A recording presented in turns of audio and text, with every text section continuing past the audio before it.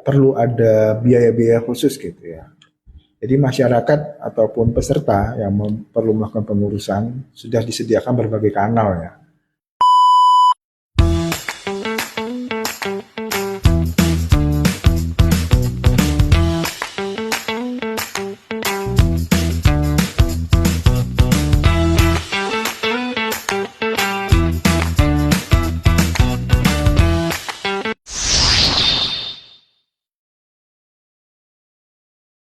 Dari bentuk-bentukan ya. Kemudian misalnya terkait dengan manfaat-manfaat yang kita terima yang berlaku umum.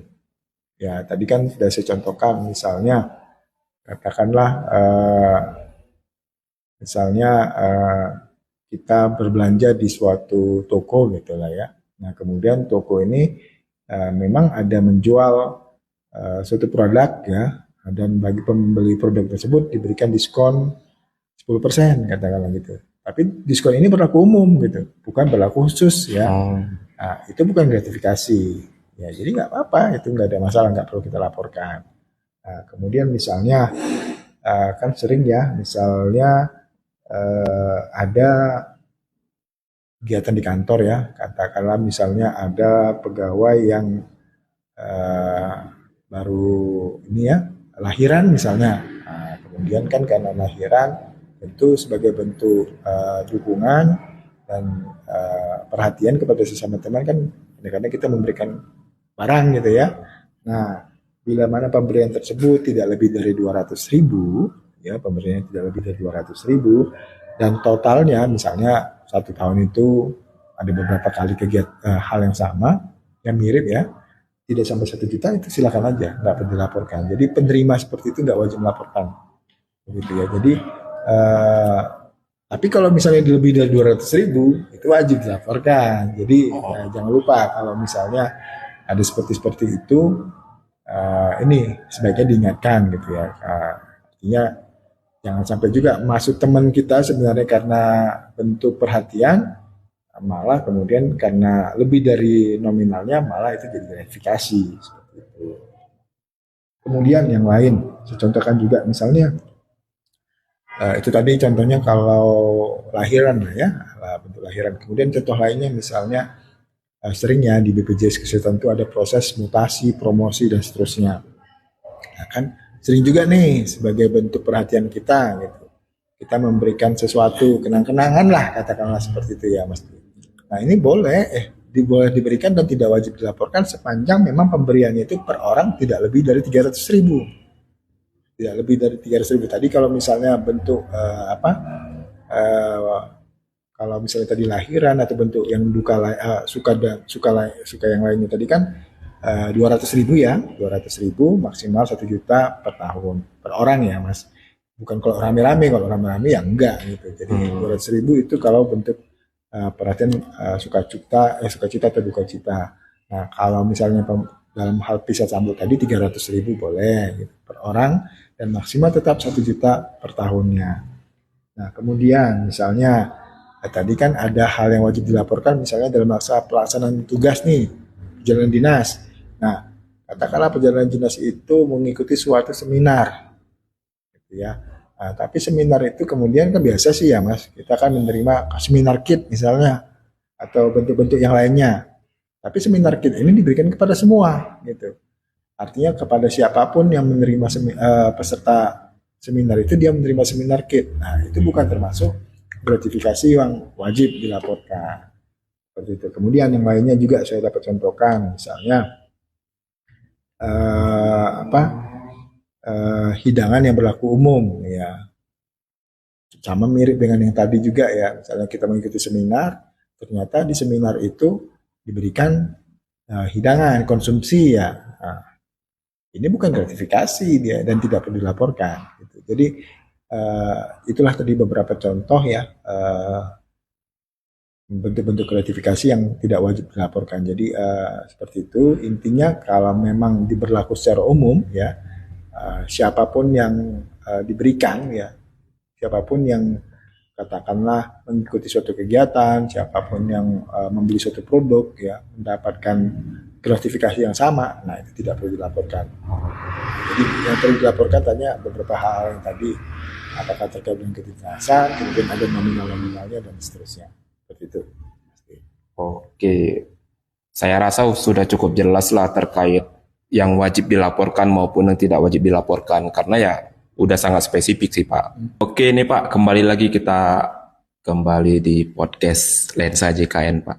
Nah, jadi terkait gratifikasi Mas ini Pak. Jadi contoh nih, kalau saya analogikan, saya ini sebagai duta BPJS, badan pemeriksa di badan usaha Pak gitu. Nah, jadi kan kalau kita bilang mendekati hari Natal ini adalah badan usaha yang datang ke saya untuk contoh nih, ini Pak atau Bang, ada parcel lah dari badan usaha kami, karena kan sejauh ini ya Abang udah meriksa badan usaha kami dengan baik gitu. Nah, parcel tersebut perlu nggak kita laporkan ke Pak ini?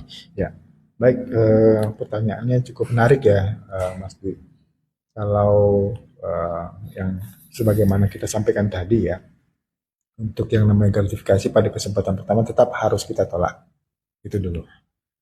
Itu clear ya, artinya karena memang sebagai perwujudan dari good governance ya, maka seluruh duta BPJS Kesehatan itu wajib ya menolak segala bentuk gratifikasi dalam bentuk apapun, begitu ya. Nah, bila mana setelah kita tolak ya, tadi kan ada tiga kriteria ya, misalnya ternyata gratifikasi tersebut diterima secara tidak langsung. Misalnya udah kita tolak, ternyata dia nitipnya ke driver nih.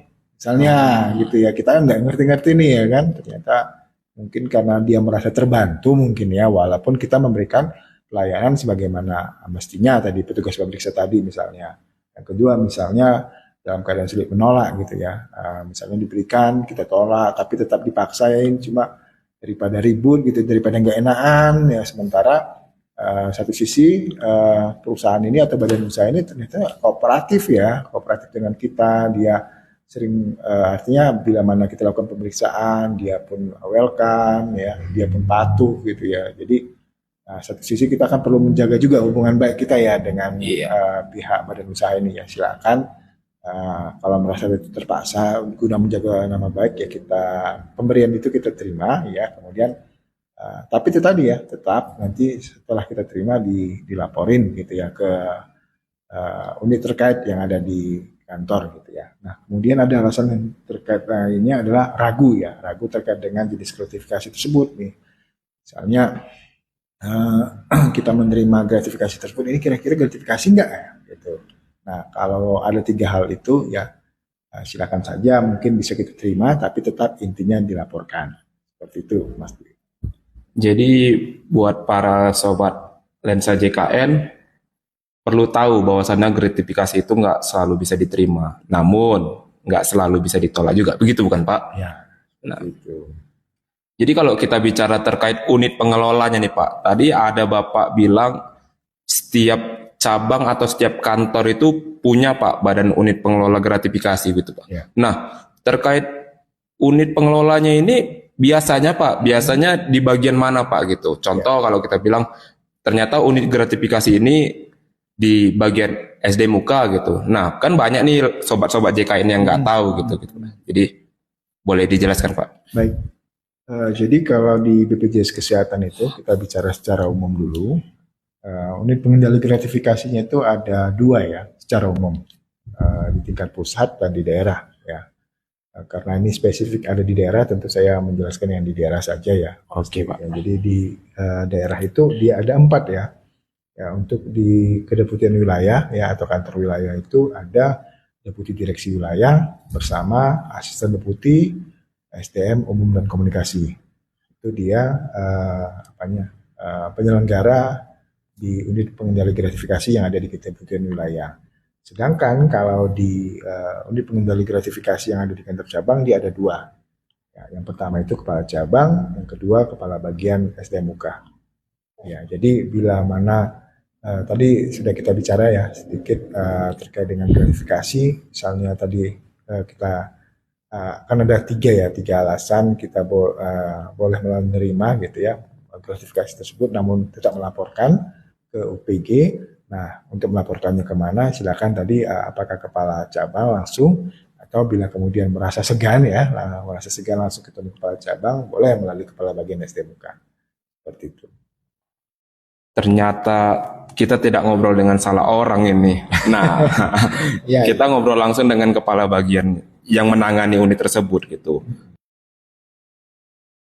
Jadi buat duta BPJS di luar sana yang mungkin pernah melihat gratifikasi terkait duta BPJS kesehatan menerima gratifikasi tersebut. Nah, di sini ada Pak Charles nih, tempat kita untuk mengadu lah gitu. Jadi kita bilang Pak Charles ini memang bidangnya yang menangani unit tersebut gitu. Nah, boleh nggak Pak? Gitu.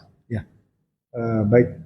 Jadi kalau misalnya kita melihat nih, mungkin saya contohkan seperti itu ya, Mas. Misalnya kita melihat teman kita menerima sesuatu gitu, mungkin ada baiknya kita konfirmasi dulu ya, karena bisa saja yang diterima itu kan belum tentu gratifikasi gitu ya, Mas. Kalau memang sudah kita pastikan bahwasanya yang diterima itu adalah gratifikasi, memang sebaiknya begitu. Artinya kita menjaga teman kita, menjaga duta BPJS, sesama duta BPJS kesehatan. Jadi kita arahkan aja kalau misalnya misalnya teman kita lihat bahwasanya dia menerima sesuatu yang kita duga itu gratifikasi, kita arahkan aja supaya dia melapor ke BPJS kesehatan gitu, ke bagian SDMK dalam hal ini kepala bagiannya sebagai pelaksana di unit pengendali gratifikasinya. Cuma mungkin begini, perlu saya tambahkan juga Mas Dwi, bahwasanya gratifikasi itu tidak semuanya harus dilaporkan. Oh, Ada juga bentuk-bentuk gratifikasi yang wajib, namun ada juga yang tidak wajib dilaporkan. oke. Jadi dia intinya memang untuk gratifikasi kita menolak. Ya, itu sikap kita yang pertama. Namun bila kemudian kita menerima gratifikasi, ada beberapa hal ya nanti bisa kita jelaskan lebih lanjut. Apakah gratifikasi itu wajib dilaporkan atau tidak wajib dilaporkan? Karena ada juga yang walaupun dia gratifikasi, benar gratifikasi, tapi tidak perlu dilaporkan. Nah, nanti mungkin detailnya bisa saya jelaskan lebih lanjut.